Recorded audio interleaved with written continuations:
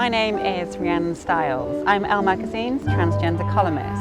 On this episode of The New Girl, we're going to talk about what it's like when you come out to your family as being transgender. When my parents received the news that I was transgender, there was a long period of silence. And we corresponded through letters. It seemed a lot safer and a lot less emotional than talking. I'm going to read an extract from a letter that my mum's partner wrote to me.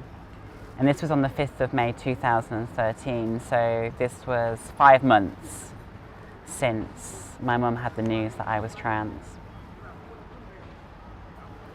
It says, "This letter is to reassure you that although you have not heard from or spoken to your mum for some considerable time, she still loves you as much as she always did and always will do.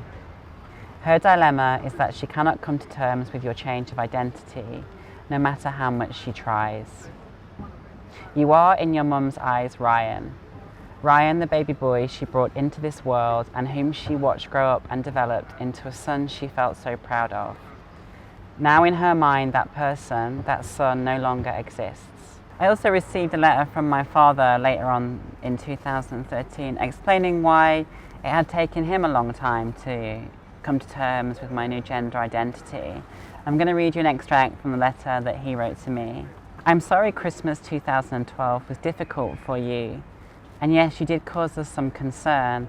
I knew something was not right. But I hope now that 9 months on you are happy with the way you are, the way you look and the way you feel inside.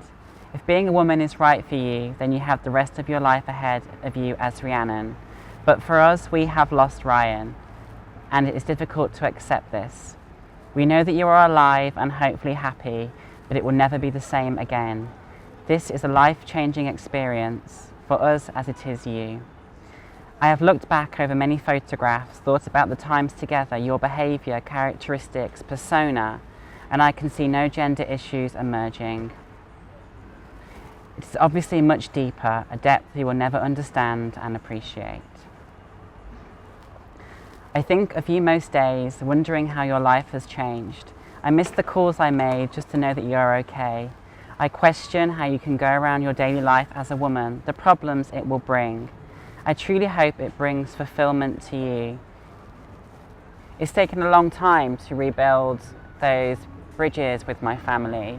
It's taken 4 years really to be comfortable with each other in a room, and I didn't really anticipate it taking that long when I wrote the letters. And that's what you realise going through a transition, that people need patience and time to accept and see you for who you are, and I needed to give them patience and time for them to allow them to do that. I feel like now I have a much closer relationship to my family. I feel like I'm not hiding behind any sort of layers. I feel like I'm being honest and I've exposed myself for who I am. I've learned a lot about patience and tolerance for other people's feelings. I've learned to accept. Sometimes my parents or grandparents might slip up with my name or the pronouns, like they might call me he instead of she, and I just have to let that go because I understand that they've known me for the longest time in my life. They knew me as a male for 30 years. And they've only known me as a female for 4 years. So I allow that because I think that, eventually they will, after more time, get their head around who I am now. But it will take time.